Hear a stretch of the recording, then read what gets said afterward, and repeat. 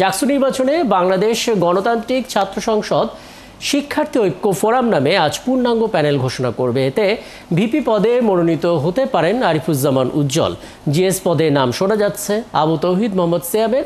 এর আগে বৃহস্পতিবার মনোনয়নপত্র জমা শেষে সমন্বিত শিক্ষার্থী জোট নামে একটি পূর্ণাঙ্গ প্যানেল ঘোষণা করে জাবি শাখা ছাত্র শিবির।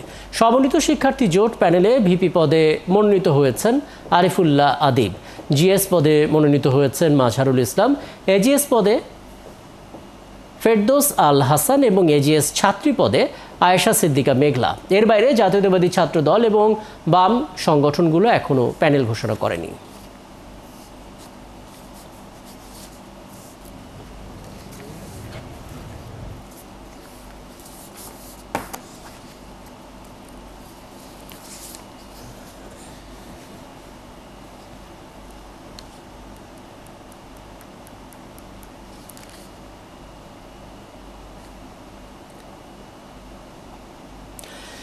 জাকসু নির্বাচনে আপডেট নিতে চাই আমাদের সঙ্গে জাহাঙ্গীরনগর বিশ্ববিদ্যালয় থেকে যুক্ত হচ্ছেন সহকর্মী রায়ান বিন আমিন।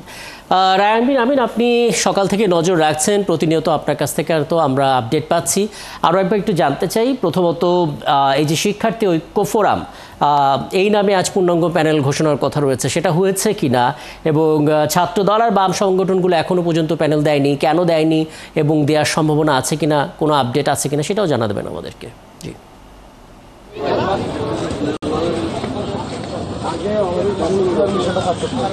কোনটা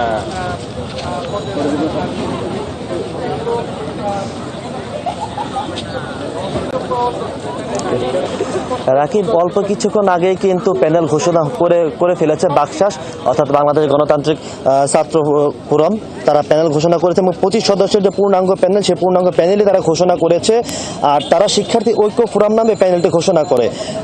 এখানে শুরুতেই তারা একটু ভিন্নতা দেখিয়েছে। সংবাদ সম্মেলনে যখন প্যানেল ঘোষণা করে, ঘোষণাটি সাভারের একমাত্র শহীদ নাফিসা, অর্থাৎ নারী শহীদ নাফিসার মামার মাধ্যমে তারা এই প্যানেলটি ঘোষণা করে। আর এতে ভিপি পদে প্রতিদ্বন্দ্বিতা করবেন আরিফুজ্জামান উজ্জ্বল, যিনি সাংবাদিক সমিতির সাবেক সভাপতি ছিলেন জাহাঙ্গীরনগর বিশ্ববিদ্যালয়ে। এছাড়া জিএস পদে লড়বেন তৌহিদ মোহাম্মদ সিয়াম, এজিএস ছাত্র পদে জিয়াউদ্দিন আয়ান, এছাড়া এজিএস ছাত্রী পদে মালিহা নামলা। এবং এই চারজন যারা প্রথম সারিতে আছেন, তারা প্রত্যেকে কিন্তু জুলাই আগস্ট আন্দোলনে একদম সামনের সারিতে থেকে নেতৃত্ব দিয়েছেন এই জাহাঙ্গীরনগর এবং সাভার অঞ্চলটাতে।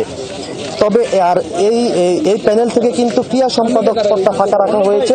ক্রীড়া সম্পাদক পদে জাহাঙ্গীরনগর বিশ্ববিদ্যালয়ের শিক্ষার্থী এবং অনূর্ধ্ব 23 ফুটবল দলের খেলোয়াড় মাহমুদুল হাসান কিরণের সমর্থনে তারা সেই পদটি কিন্তু ফাঁকা রেখেছেন। সেখানে কিরণ স্বতন্ত্র প্রার্থী হিসেবে দাঁড়িয়েছেন।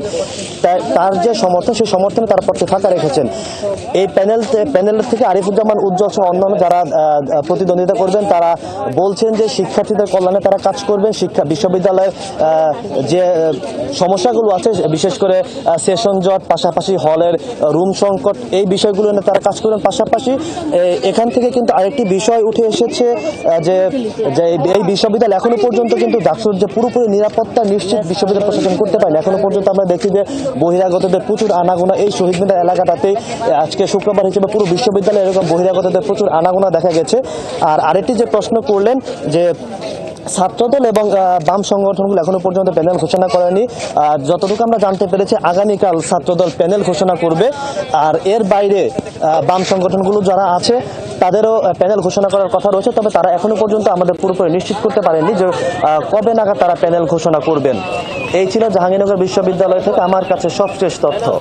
অনেক ধন্যবাদ। পরবর্তীতে আরো কথা হবে আপনার সঙ্গে আশা করি। রায়ান বিন আমিন আমাদের সঙ্গে যুক্ত হয়েছিলেন, বলছিলেন জাহাঙ্গীরনগর বিশ্ববিদ্যালয় থেকে জাকসু নির্বাচনের আপডেট আমাদেরকে জানাচ্ছিলেন।